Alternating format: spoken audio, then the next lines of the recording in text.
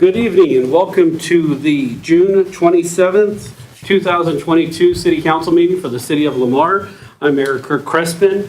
I wanted to welcome everybody here tonight. Looks like we have a few members in the crowd visiting as well. We do have a fairly short meeting, but we had a work session right before the meeting where we had some interaction and discussions about how can we communicate better with our community. I think our council has done a very good job over the last few years trying to interact more with our community. One of the reasons why we had this work session was because last week, our city administrator, Rob Evans, myself, council member Mike Bellamy, and council member Emmanuel Chmez all attended the Colorado Municipal League's 100th year conference in Breckenridge. And it was very interesting to hear all of the different communities get together and talk about the issues and concerns that they're dealing with in their communities. And it was also very interesting to hear how each community works on communications and outreach for their city members. You know, one of the things that I did notice is that the Lamar City Council really does, whether you realize it or not, we really do try to leave the door open. A lot of our council members have our cell phone numbers published readily. We all have our city emails. We have our websites. I know myself, I have a Facebook page. I try to leave that open for people to contact me. We try to leave as many avenues as possible for people to reach out to us. And we want to keep working on that. We've tried our socials in the evenings. We've tried our council breakfast in the mornings. We were just having a discussion about doing town hall meetings and more often on a frequent scheduling basis. So we'll continue to work on that. But of course, all of those efforts are, not for anything if our citizens don't engage. If our citizens don't step up and reach out to us when they have a question or a problem or a concern or an idea. It doesn't always have to be something negative. It could be a great idea. It could be a great event or opportunity that we can have. There's so many great, brilliant minds in our community that it would be great to have them all participate and give us some suggestions once in a while. So with that said, I'm going to move on to our meeting. And we will start off with the invocation. It looks like we have Jeff. Are you doing our invocation today? Jeff Alexander. Pray. Our Father, we're grateful for the opportunity to be here tonight to pray and to seek your face. Lord, we need your grace, your mercy, your wisdom. Lord, we need your leadership. Thank you, Lord, for our good city government, folks that are committed to making this a thriving and a safe and comfortable community. Lord, we just ask for wisdom for them, and Lord, meet the needs tonight as we assemble in Jesus' name. Amen. Amen. Jerry, would you lead us in the pledge? I pledge allegiance to the flag of the United States of America and to the republic for which it stands, one nation under God, indivisible, with liberty and justice for all.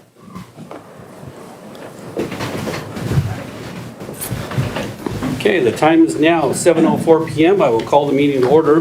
Roll call. Joe Gonzalez. Mike Bellamy. Jerry Jenkins. Here. Kurt Crespin. Here. Oscar Riley. Here. Manuel Chmez. Here. Anne Marie Crampton. Here. Rob Evans. Here. Kristen Schwartz. Here. Lance Clark. Here. Okay. We do need to do an amendment to the agenda. We have handed out an item here. This was for the CCOG grant from the Southeast Colorado Council of Governments. They do an annual grant, and this was brought in by Kristen. We just need to move it to item number 9 of the old business, where it has miscellaneous. So we would move miscellaneous to 10, the executive session to 11, and we would insert agenda item number 9 in there, if that is the council's pleasure. Agreeable to that. Okay, is that a motion? Second. Okay, we have a motion and a second to amend the agenda. All those in favor signify by saying aye. Aye. Aye. Opposed, same sign. Daniel? Unanimous in favor of? Okay. Next item on the agenda is our consent agenda. We've all had an opportunity to review that. Is there any changes or modifications? I move we approve the consent agenda as presented. Second. I have a motion and a second to approve the consent agenda as presented. Any final questions? Seeing none, all those in favor signify by saying aye. Aye. Opposed, same sign. Unanimous in favor of? Okay. Next item is, sorry, I'm getting situated here. Ordinance of the City of Lamar, are we voting on these separate? No, they were under the consent. Or are they under the consent? We have them listed under agenda items for the ordinances. Yes. Okay.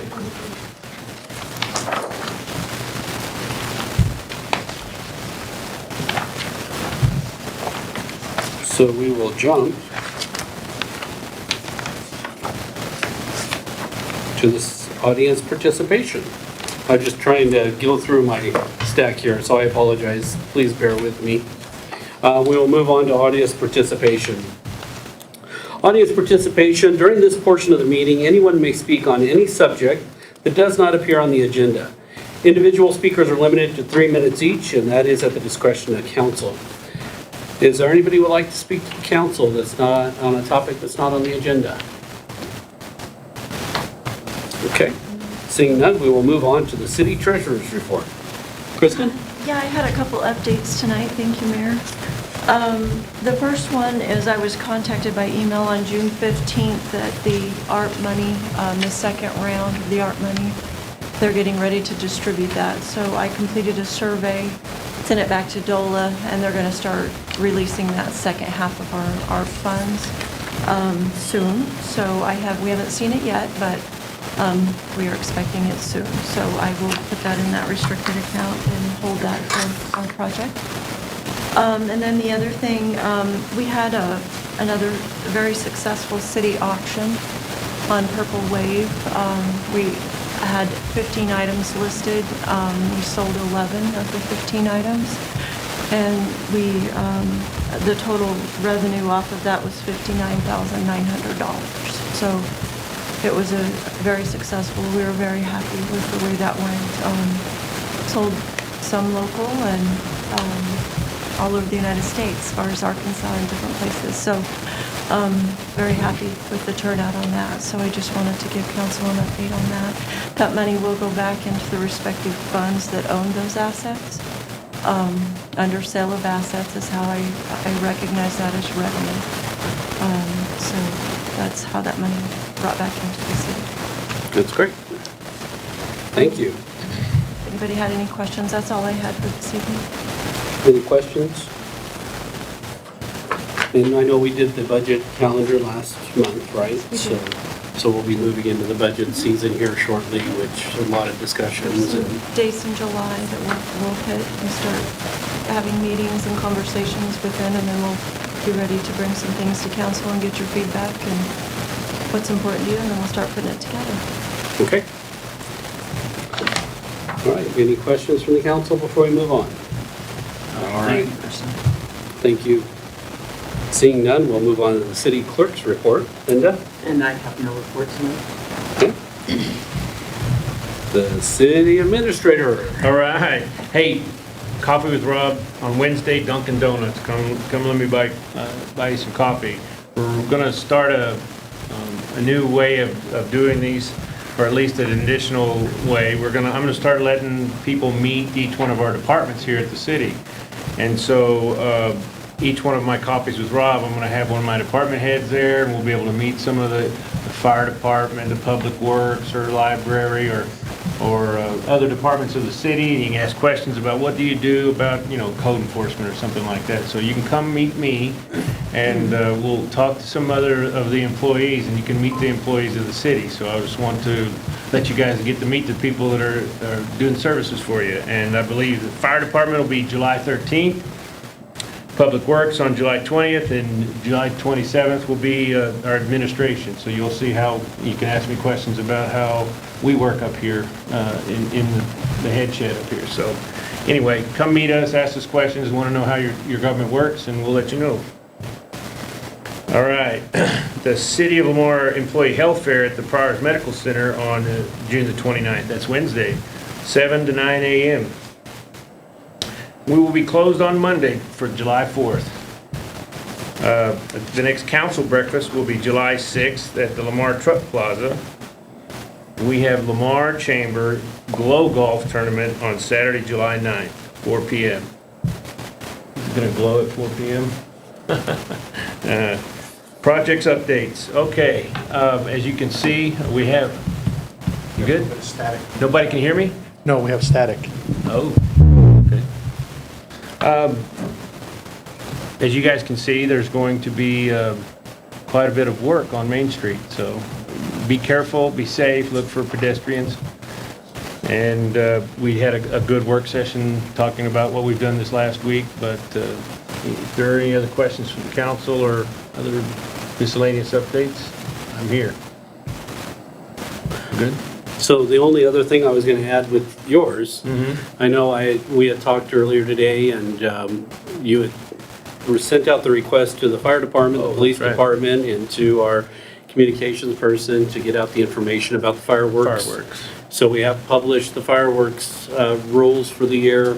Of course, they're the same as every year. If it goes up in the air or makes a loud boom, then it's pretty much illegal. But we did publish those today just to let people know, so we have an idea of what the standard rules were. I had been asked over the last couple of weeks, what are the laws for fireworks, and are we having fireworks, and what's happening? So I'm glad you did that. Thank you very much for getting that out to the public. So you can reach out to and look at the Pryor's Journal, Lamar Ledger, radio, and it should be all published. Rob, Soon to be by it. will there be anything going on for the 4th of July for the community? Not a city sponsored or anybody else inside the city, so we're not speaking for anybody outside or incorporated or anything like that, so I don't know about the local. I know at one point you mentioned looking at other alternatives, and I'm sure time was too short this year, but so Right. following years. We have two good options on, thank you for mentioning that. One is you can hire a set of drones that will go up and do sort of like a light show at nighttime, and it looks just like, from what angle you're looking at, it'll look like a fireworks show. And they can have messages going across there, and sometimes people hire these things for video games or TV shows or anything, but you can basically program 100 drones to do whatever you want to in the air. Pretty neat. You also have these great big laser shows, sort of like the Christmas ones you see, where you put in your front yard, and it'll make these, moving Santa Clauses or whatever, and you can do fireworks shows like that with a laser show. So we have two other options we can pursue that would greatly reduce risk of starting fires on July 4th. And we just started looking at that recently, so it's more of for the next year or the year after, but those are, because of the cancellation of the fireworks this year, we needed to start looking at alternatives in the future in case we have that same problem. I think it's important to have them there if we can. So, all right, we will move on to any other questions for the administrator? Was there any response on how the evening with the police department turned out? Do you have any? Kyle? We had a neighborhood of 100 people show up. It was not a good report, but we did have about 100 people show up. Gave a whole bunch of nachos away. Kids got to go play the swimming pool for free. In fact, it was pretty well full. And then we had about 50 to 75 people stick around for the movie, which was Clifford the Big Red Dog. So It was game 6, I know. Yeah. So it's game 6, and there's a whole bunch of stuff going on at the ball field. So and the ball fields are it full. was busy, but we just got to kind of put these things together and Yeah. get them in where we can. Right. Good. Try to get people out to come and jam with us. It was a good turnout, though. It was good to talk to some people that I hadn't seen in a while, so it was Good. good. I'm glad to hear that. Great. Thanks, Chief. Yep. Thank you, Thanks Chief. for doing it. Okay. Any final questions for council? For the city administrator? All right, we will move on to reports and correspondence from the council. I don't have anything. Nothing? The only thing I have is I wanted to add, earlier when we had our work session, I know the community didn't get to see our work session. Those aren't published or broadcast. But during the beginning of the work session, I took some time out to share with the council our new City Buy app. If you remember, last year, the city decided to partner with 5 other entities in the community, from Pryor's Medical, LCC, Lamar Chamber, PEP, Lamar Light and Power. We all got together to invest in the City Buy app. And this is a mobile app that'll work on your phones, your tablets, whether it's Apple or Android. And this app will give you a listing of all the different services and businesses in the city of Lamar. It'll also be interactive to where you have a map that'll show your location and where it is in relation to your location. It'll also give the city the opportunity to push out alerts to say there's a water line break on 2nd and Parmenter, please avoid this area. So there's a lot of great features, and I think once this is launched in the upcoming weeks, you're going to be excited to see this. It'll be a great benefit for our citizens to be able to communicate with the council, with the city. It'll be great for us to be able to send out alerts and notify our community and inform you about what's happening. But it'll also be a great benefit for those that are traveling through our community who want to download it and find out more about what Lamar has to offer. There's sections in there for real estate, there's sections for different businesses. Business owners can claim their portion of the app, and they can update it, and they can add their own communications and their own listing. Real estate agents will be able to claim a real estate section, and they'll have their own listings that they can publish on there as well. So we're trying to be very inclusive with everything, but we're also trying to make it to where it's a very good tool for our community, not just for communication, but also for being aware of what the city has to offer. So we're looking forward into doing this. You'll be hearing about that more in the upcoming weeks.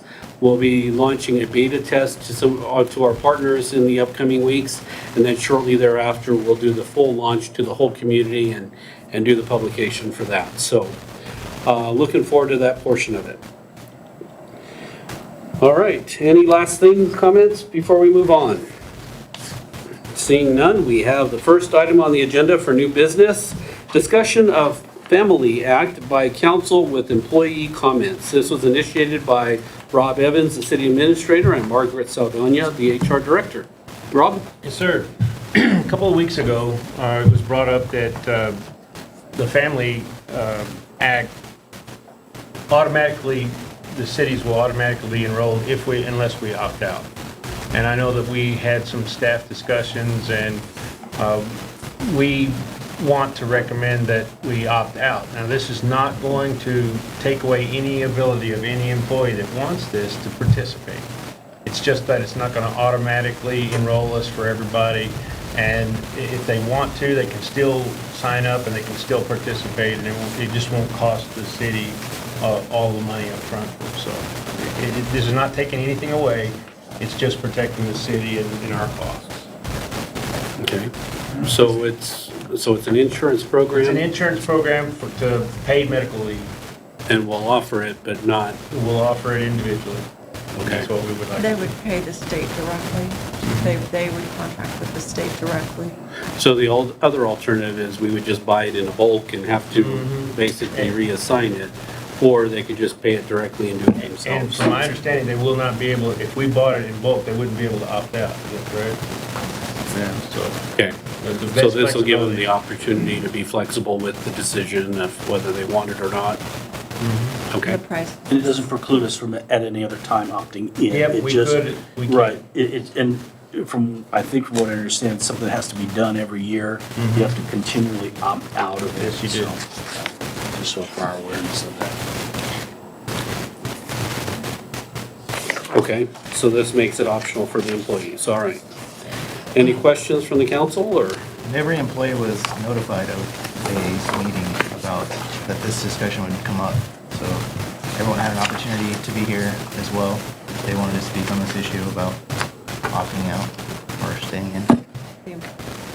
Okay, you might speak a little louder, sorry. Yeah, no, so, I mean, every employee has been provided the information. They were notified that this discussion would come up tonight about whether the city would opt in or opt out. Okay, As far as the rates go, it was my understanding that the employee pays .45 and the employers match that percentage out of each check. Otherwise, well, in the event the city were to opt out, each employee would have that right, as they were discussing, to opt in individually and contribute to it individually. Okay. Okay. I just wanted to make sure everybody heard that, you know, we did invite the employees to come. They were all made aware, so if they had concerns, okay. Right. And they probably need an opportunity to speak, Okay. if there's any here. Are there any employees here that would like to speak on it? Okay. For the record, I'm Sergeant Wilson, or I'm sorry, PJ Wilson. I'm in uniform. I do work for the city of Lamar with the police department. When I first saw this, it didn't quite pass the smell test for me. And if it walks like a duck, it looks like a duck, it's probably a duck. And if you're in the market for a duck, then that's probably okay. But I don't think we're in the market for a duck. I guess I thank for the opportunity to allow the employees to say something about it, but I don't believe that this is right for it's not that I disagree with the program. I think there are some things in the program that are very good. I think that it is, you know, in certain instances, it is fine. And for an employee that wants that and wants to opt into that, I think that option is still out there. We were notified of that. The city still pays their fair share of that. But at the moment, I don't, to me, I look at this as a Social Security in the state of Colorado. That's kind of the program that it looks to me like that we're going to get into. Again, I don't really disagree with the program that much. I just don't. It's an insurance program, and I don't believe that anytime you have a quote-unquote insurance program, the city's not going to be a winner in it. The employees are not going to be a winner in it. And from the basic point of, if the city opts into it, the employees that do not want it are forcibly put into it. The other thing is that now you have your employees that are a higher earning employee will actually pay a higher percentage per thousand. Now, if you mathematically run that out, not a lot of money, $4.50, doesn't sound like a lot. Take that all the way across the state of Colorado. On the other hand, when you flip this around, as a higher earning employee, you need to use this, it is greatly reduced because you're a higher earning employee. So, matter of fact, you're low. Again, this product has a time and a place for it. I'm not so sure that the city is adequate at providing that best project. The other thing I can see with this, again, is with, I think, my opinion, again, I'm an employee, and I greatly admire and glad for the benefits that we have as employees through the city of Lamar. We do appreciate that, but I think what this does, it will, and I've been sitting in your position, I think it's going to set the city up for maybe some bad juju. If we get there's ways for the employee to take advantage of this product. And I just don't believe that this is the time and place for that kind of product for the city. So, thank you very much. Thank you. Thank you. Well, it's important for us to hear the employee side, before we make this decision, because it does affect the employees. Is there any other employees that would like to speak on it or about it here tonight? Doesn't look like it. Okay. Any other questions for the city administrator or treasurer or staff? Okay, seeing none, we will move on. The next item on the agenda would be for us to make a decision on a resolution. Since this is a council decision to participate or to not participate, we do have a resolution declaring the city of Lamar's decision to decline participation in the Colorado Paid Family and Medical Leave Insurance Program. It is up to the council whether or not you want to approve this letter or this resolution to decline it. So this is, we don't need to read it since it's a resolution, but I'm sure the council has had an opportunity to review it. I make a motion that we decline resolution number 22-0602. It's actually, we're approving the resolution to decline. To decline, yeah. Right. You know what I meant. Okay. Just for the record, we're approve the resolution to decline. Yep. Do we have a second? I'll second. Okay, we have a motion and a second. Any final questions? Seeing none, all those in favor signify by saying aye. Aye. Opposed, same sign. Unanimous in favor of? Okay, thank you.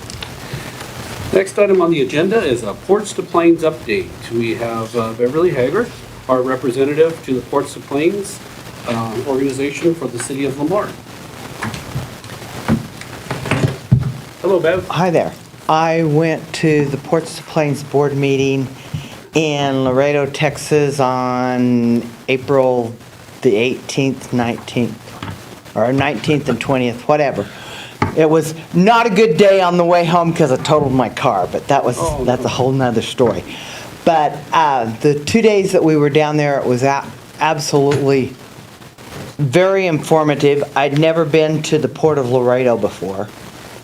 And the Port of Laredo is only open 18 hours a day, and there's 7,000 trucks that come from Mexico into Laredo every day for the 18 hours.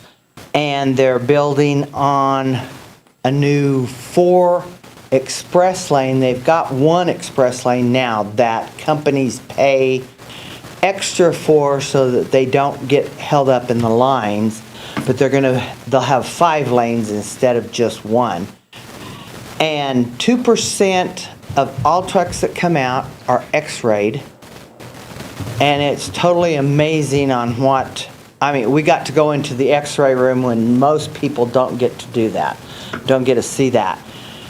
And in the 2 weeks before we were there, they busted 1 truck with 110 pounds of cocaine in it.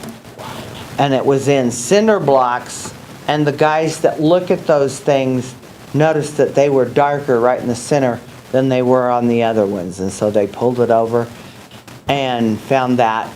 Then we walked into the port where all the port things are in there, and there was stacks and stacks and stacks of tequila.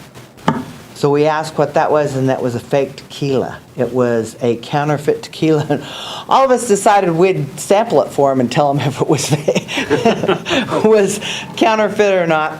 But then they also told us that every single package that comes UPS from Mexico to the United States, there's 2 guys that do nothing but X-ray those packages to make sure as they go through. They lift every single one of those packages and put it into an X-ray machine and take it out on the other side. Then they took us into the cool storage, which is where they check all the vegetables. And they check 2% of the vegetables that go through. And that day they were checking broccoli, tomatoes, and lettuce.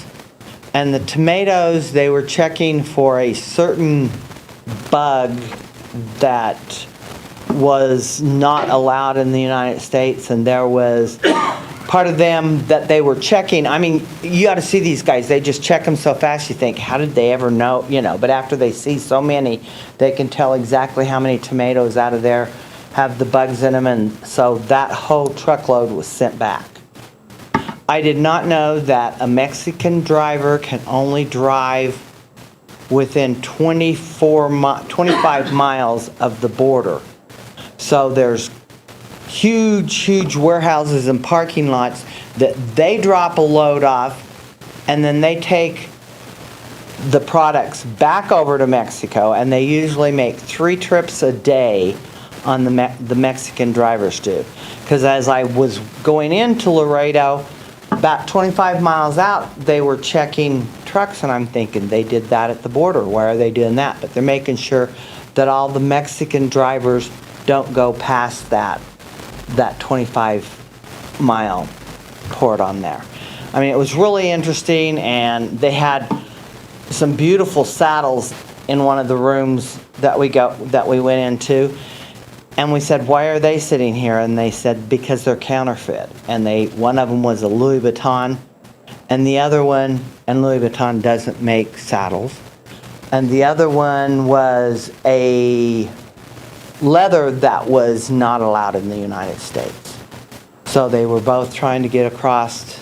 And so, I mean, you know, I asked how many employees since they were open 18 hours, and he said about 250. And the head of the port started out, he said 25 years ago, and he started out at the very bottom. So I looked at him and I said, "You mean the mailroom?" And he said, "Just about." So it took him 25 years to be able to run the port.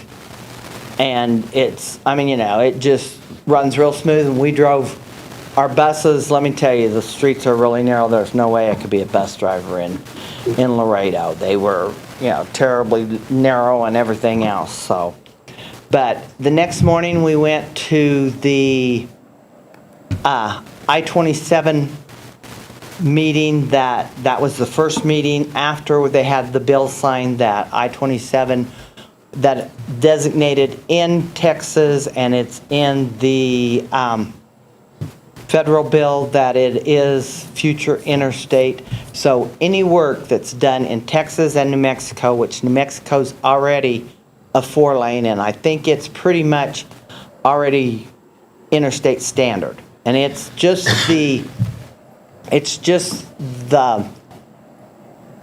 bypass that goes from Dalhart over to Raton. That's the 4-lane, and that's just going to be a spur off right now. And we will keep that spur. But the other I-27 has to will go through Oklahoma, Colorado, and on through North Dakota and South Dakota and Nebraska. But it's, there again, we have to get Colorado Department of Transportation on board and thinking more of a 25-year plan instead of a 5-year plan, which they're only wanting to think of it. In transportation, if you only think of a 5-year plan, you're not sitting at the table, you're getting eat off the table, because there's nothing, you know. Right now, there's the last of the passing lanes are being built between Wiley and Kit Carson. There are, there's one right north of Wiley. There's one as you're going into Eads from Lamar, and one going outside of Eads right by the Loves on north of there, and then one on north of that. So there's going to be about 6 miles of passing lane, and that's the $27 million that was awarded to that 2 years ago, and they're just now getting it started.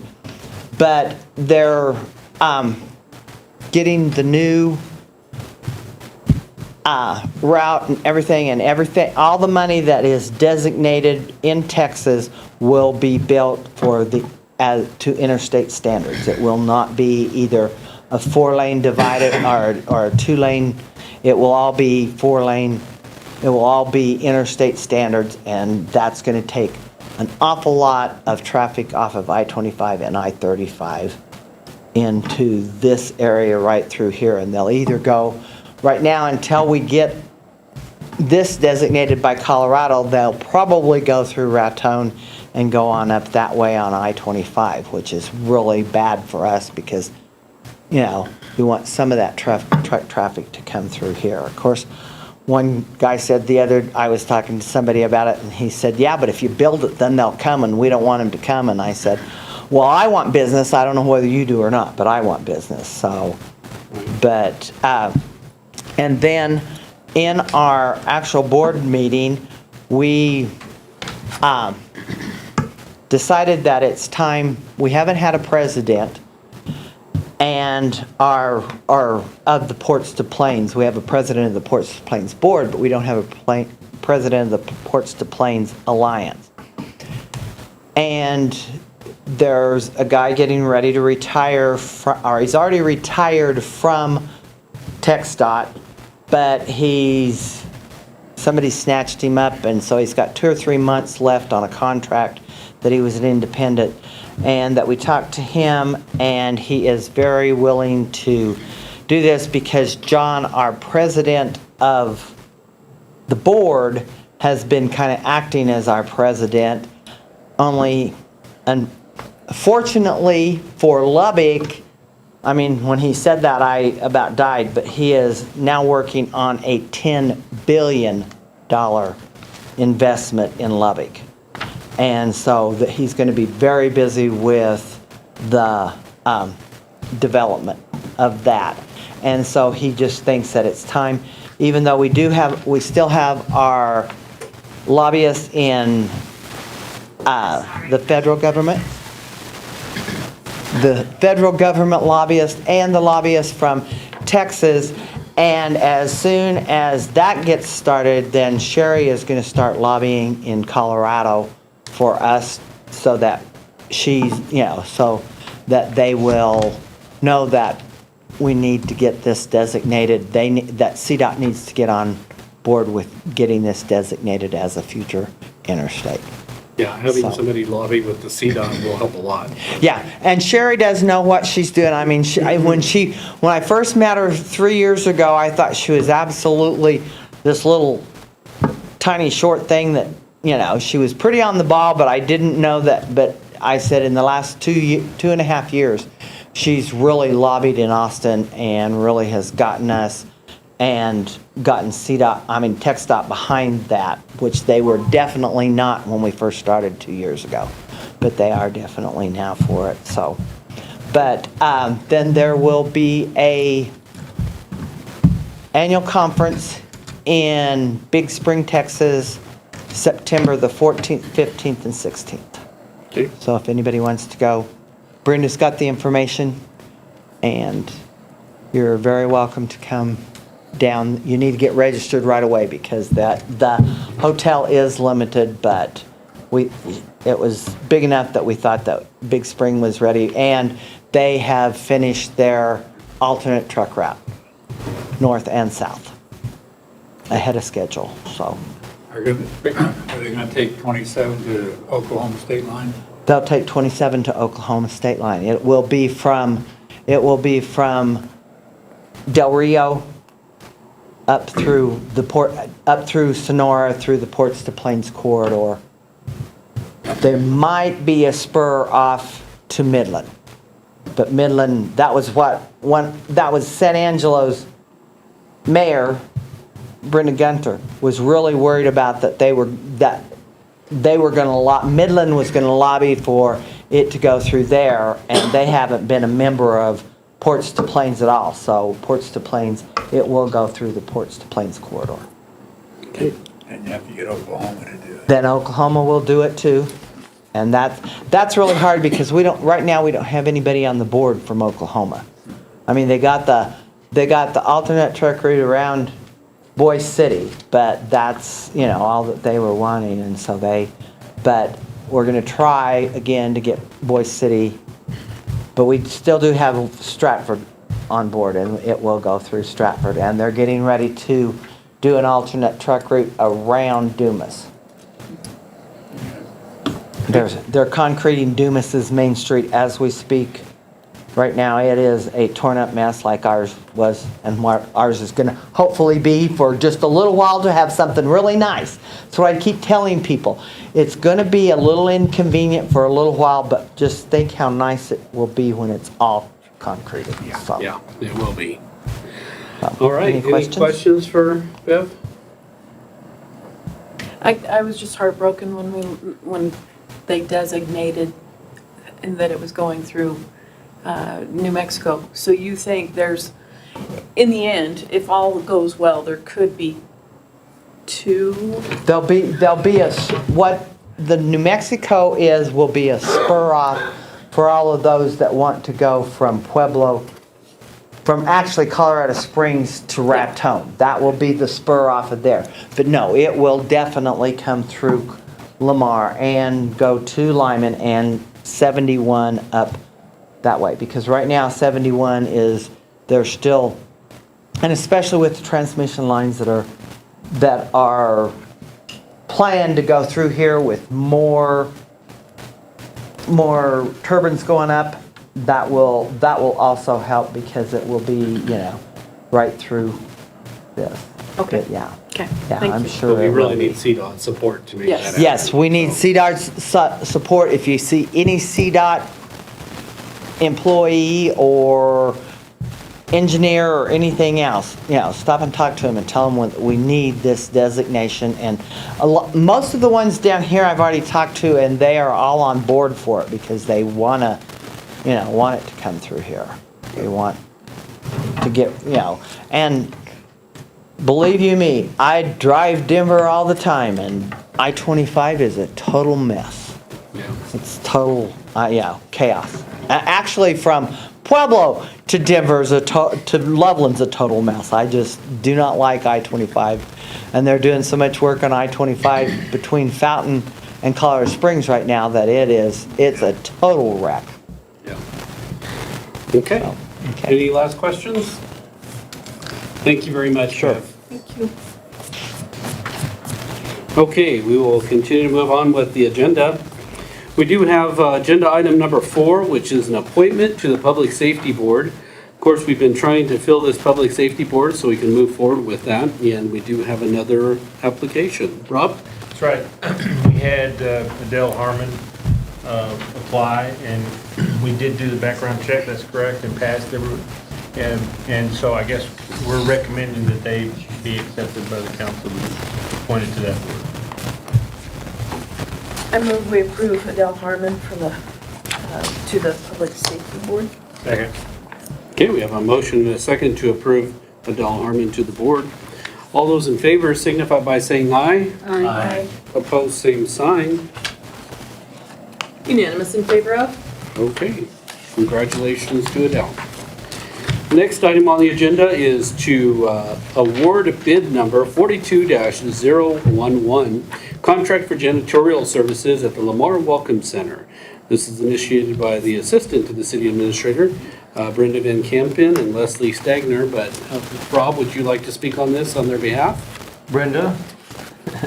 Speak from here. Yes, Sure. can. Hey, this is something that we do every year. The contract for the janitor at the Welcome Center. And he's been the same janitor for several years. And for like 5 years, he kept the same price. This year, he's up to $25. He was the only applicant for this position. And Leslie has gotten along with me last night to work with me and to ask you to approve his appointment. And I reviewed the contract, I don't have any issues with it. I'm fairly certain a couple years ago we made a few changes to it, more updated than it originally was. Okay. Could accept that bid from him and award him the bid and also allow the mayor to sign the contract. Could you put that in the motion? So all three, we need to accept, Well, just mostly award the bid. award, accept, and then allow the mayor to sign. Yes, That's what we're needing. please. So moved. Second. We have a motion and a second to accept the bid, award the bid, and allow the mayor to sign the contract. Yes. All those in favor signify by saying aye. Aye. Opposed, same sign. Unanimous in favor of? Okay. Next item on the agenda is the tiny home regulation proposal. This is initiated by Craig Brooks, our city building official. Craig, would you like to speak on this? Yes, good evening, council. I got together with my 3 boards over the last year. Tiny homes, we had a couple of citizens that approached us about tiny homes here within the city, and we just didn't have any guidelines. So what we tried to do is put together a proposal for you to look at. You can vote on it if you want. You can look at it, and we can bring it back. It's a start of a proposal of guidelines for tiny homes within the city of Lamar. So just in looking at it, one of my thoughts, recommendations, you got it listed at 400 square foot minimum. And man, that's tiny. It is tiny. The 400 square foot minimum came right out of the code book or whatever, because There are some tiny homes out there, Manuel, that are smaller than 400 square feet. So they felt like it needed to be that or bigger. I think maybe 600 square foot, and that would include loft space, so living space, 600 square foot, including loft space or living space, would be a better recommendation. You know, if they were including the loft space on that, it can still keeps the footprint smaller, but 400, I think, just does not. Okay, and like I said, we wanted to start someplace and get going and get council's opinion, so totally. That's my opinion. Okay. So this would need to be a slab-on grade or a monopore, but it does have to be on a foundation for the tiny home, is that correct? That is correct. Okay. And is that kind of common throughout the others? Because I've noticed a lot of them are on wheels or on a trailer. The biggest contingent to have it on a foundation is the fact of hooking up to city water, city sewer, electric. And at your council or the CML, they actually passed, the state of Colorado just passed House Bill 221242, which addressed tiny homes. It's 36 pages, but the highlights, and I won't bore you with all of it, but the highlights were, needs to be on a foundation or it needs to be hooked up to city water, city sewer, city, you know, those type of amenities to these tiny homes. Okay. So in Lamar, the boards felt like the only way that can get done is on a permanent foundation. Okay. Okay. So does the state statutes fall short somewhere in your mind versus what, or is that what you're proposing to fill in those gaps? I'm trying to fill in those gaps. Yes, the state falls short. They're behind, the code's behind. Tiny homes came out a while back. And basically, the code doesn't allow for, a tiny home is a house with wheels. And you pull it, basically. And those guidelines for mobile homes are not addressed in the International Building Code or those codes. So there's a lot of concern from the building regarding safety, lofts, how do you get out of it? You know, how do you get up the stairs, you know, there's just a lot of, they're trying to learn how to mesh it together and make it suitable and acceptable to citizens and towns. So you had mentioned about that new House bill that was approved, and in talking to some of the other communities, that was something that was brought up, was a lot of them were just doing a resolution to ratify that in their community. And what you're saying is this would be more strict than what that House bill is that right? Or fill in Well, the gaps? this would fill in a lot more gaps. The House bill doesn't necessarily, it addresses the water, the sewer, and the electric, but it doesn't address square footage. It doesn't address the wind zone. It doesn't address those type of items. So this kind of was a piggyback on what we currently have in the codes, but so we could move, at least get it out there and get started on it. Okay.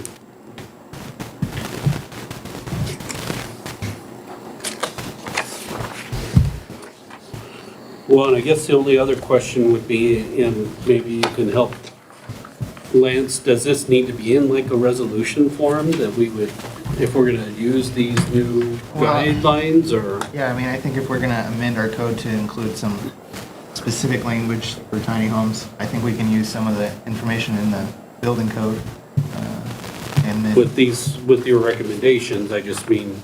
Right.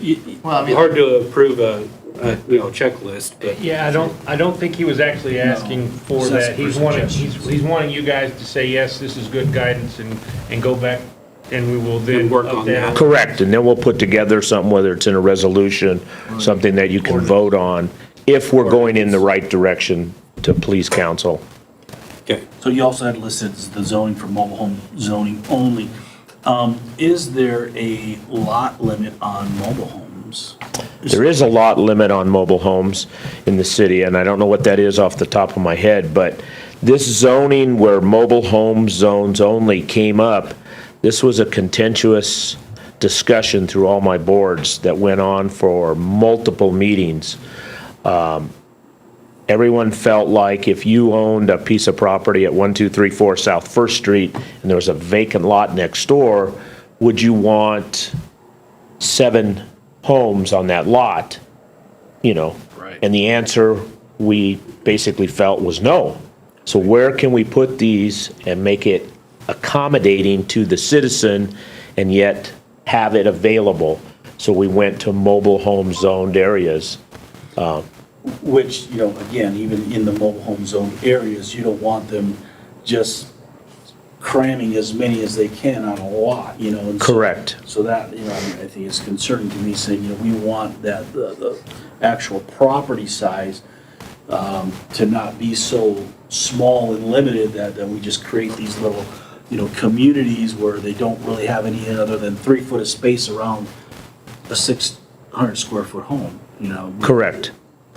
I'll get the actual size of what that is in our code and put that on the sheet for next time. As far as the area, the land. Uh-huh. The For lot, yeah. the square footage of the size of a zoned mobile home lot.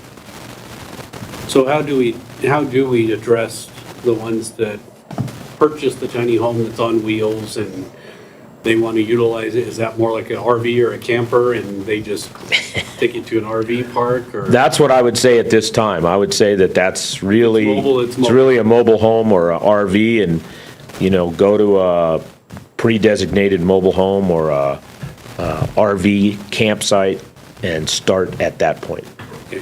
But if they want to build a tiny home in the city limits, they need to follow the tiny home building requirements as far as the footer, the structure, tying into the utilities, getting all those services. That would be my recommendation. Okay, all right. I just wanted to clarify so I understood. Absolutely. And that seems fair if that's what we're looking at. I just wanted to make sure I clarified it. Also in that, I think, and I don't know how we would work it out, but somehow there should be minimums and maximums as far as expenditure on, you know, we don't want them selling homes that are underbuilt in a sense, you know, or, you know, creating these $2,000 tiny home.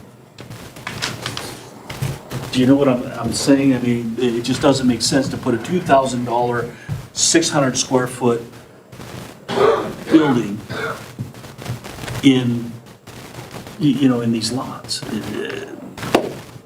I agree, and I'm open for any direction on a low-end cost to a high-end cost, or a range, I guess is where you're getting for what this tiny home would fit within. I mean, 'cause Is that we're kind of talking what about you're? even within the zoning, you know, we're talking about, you know, the mobile home zoning, and so it just, it would be great, you know, the concept for affordable housing, but what happens when suddenly, you know, they're overbuilding these tiny homes and. I think we can put together a range that gives some flexibility to the citizens or people who want to do it, and you guys kind of a shopping list to give us some more direction on it.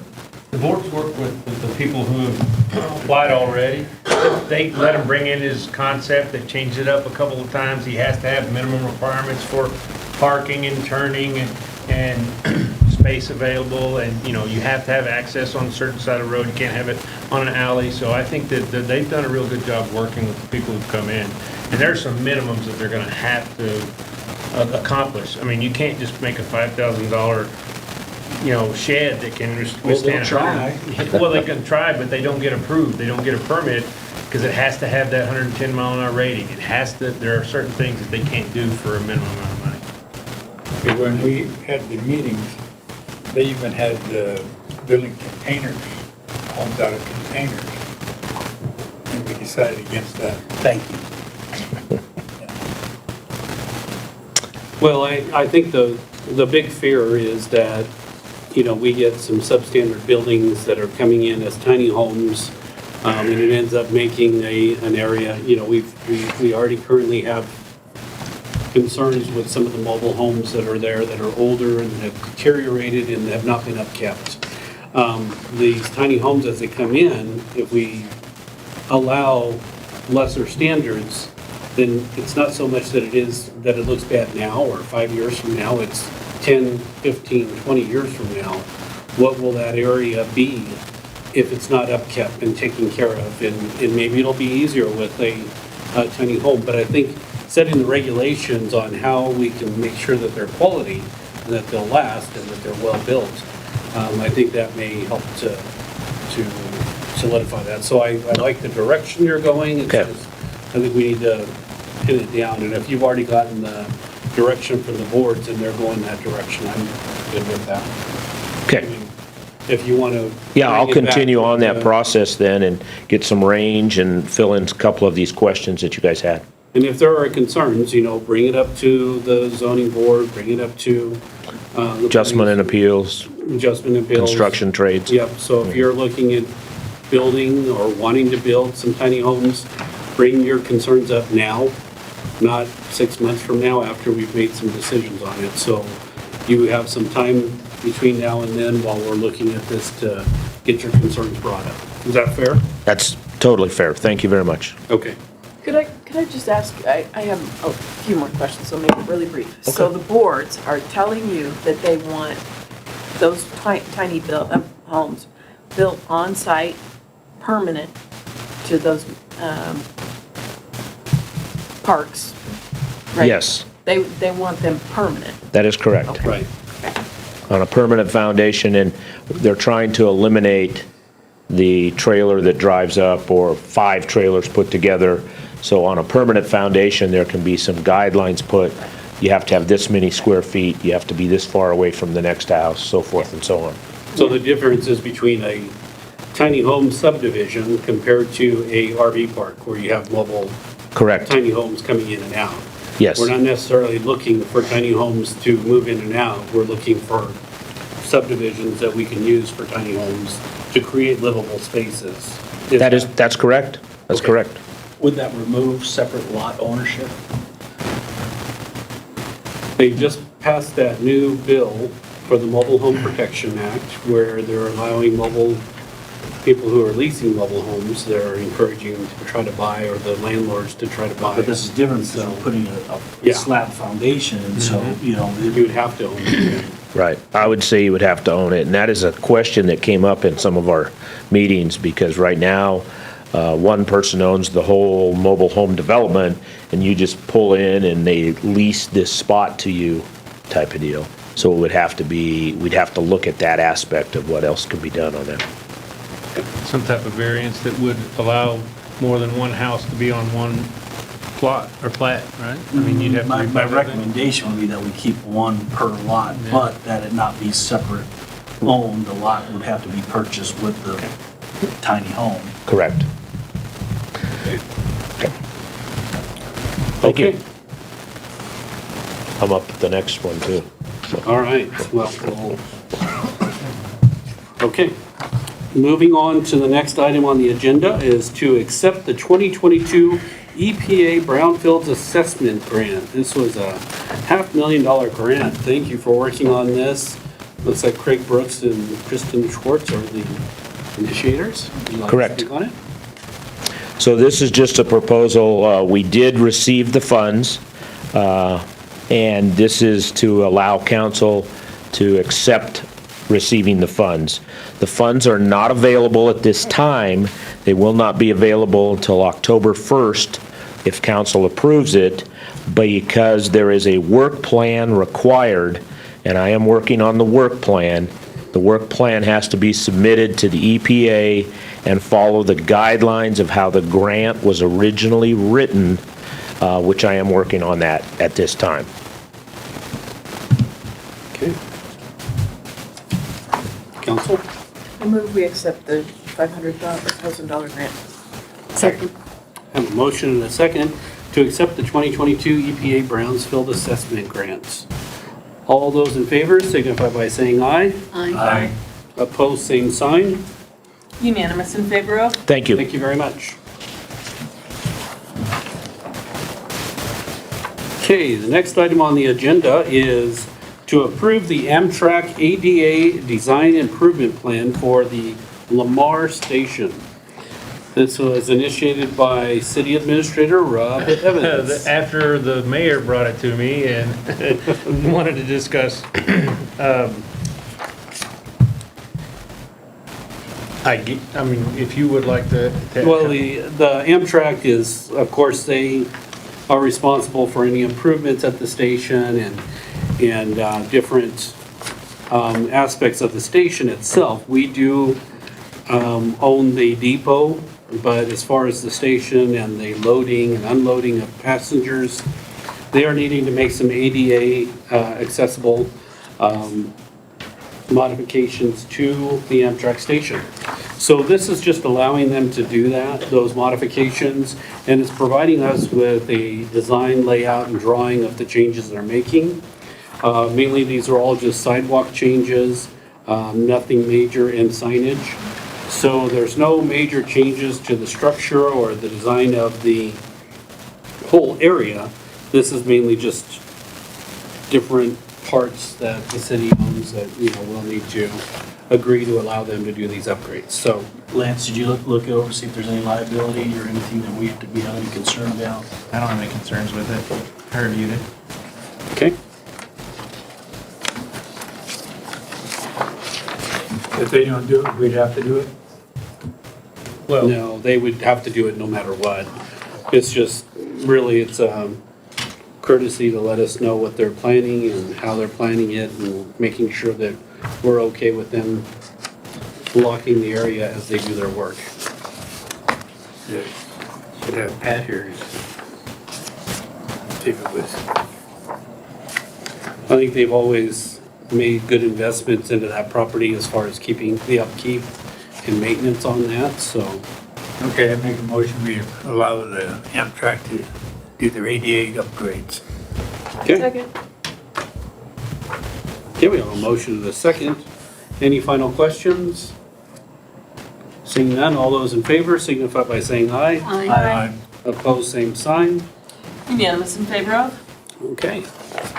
Next item on the agenda is authorization to apply for the CCOG, Southeast Council of Governments, 2022 Technical Assistance Grant.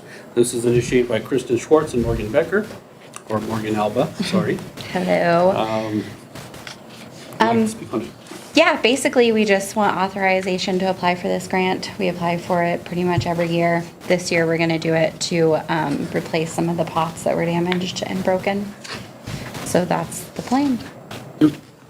Damaged and broken, do we have any, or they just wear out?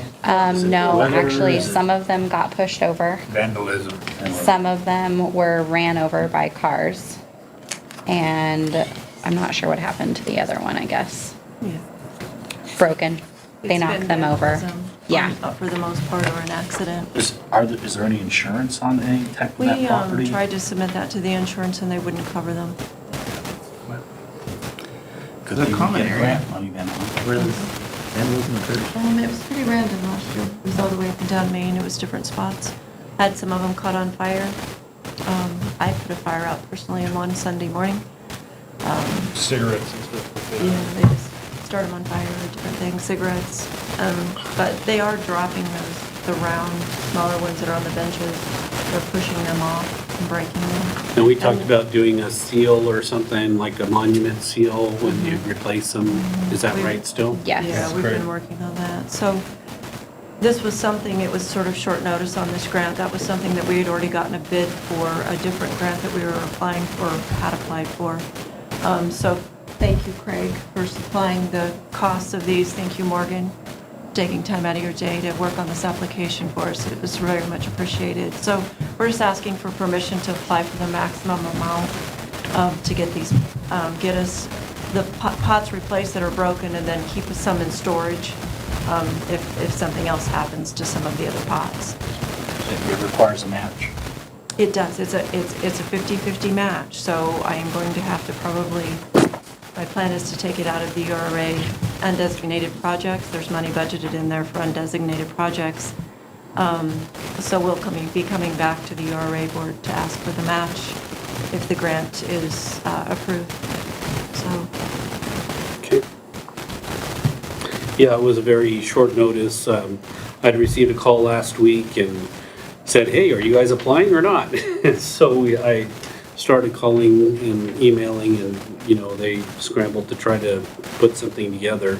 So I do appreciate that. It was It was a short one-day notice, turnaround, but they were gracious enough to give us an extra week. so we had time. But that's what we're looking at. I so move. Second. Okay, we have a motion and a second. Any final questions? How much is the grant worth? It's a $10,000 grant where CCOG would give us 5 and we'd match it with 5. All those in favor signify by saying aye. Aye. Opposed, same sign. Unanimous in favor of? Okay, thank you. All right, next item on the agenda is miscellaneous items. Do you have any miscellaneous items? Just looking to see if there were any questions. Did you see any questions that we should ask, or? Did you, yeah. We have a couple. One of them wants to know if there will be nothing for the 4th of July. No fireworks from the city of Lamar for the 4th of July. It was unfortunately, it was a decision we had to make back in March because we have to order the fireworks well in advance. And at that time, we were having multiple fires in the area. We did not anticipate having all the moisture that we've had recently. But, unfortunately, that's part of the planning. We have to make a decision early before we know all these things, so, but no, there is not. Any others? Is a camper considered a tiny home? No, I don't think so. And the last one was, what's the deal with Arby's? Well, we've had multiple conversations with them. We're still in the process. The issue, the reason why it's slowed down, and this is direct from the person I've been working with for the last 3 years. They've had a difficult time getting their geotechnical surveys done and their land surveys and getting the title work in. But everything is still moving ahead. Everything is still in process. They still need to do, or they do need to take care of an environmental assessment test and a few other tests that they're working on. But they're all still in motion. Everything is still moving ahead. Just takes time. So we're working with them and trying to accommodate them any way we can. We're also working on our part of the project, which is those corners on Anderson Street and doing the improvements there, getting ready for them to start. So as far as I know, we're full steam ahead still. It's just, we had a few delays and we'll keep chugging away. Any others?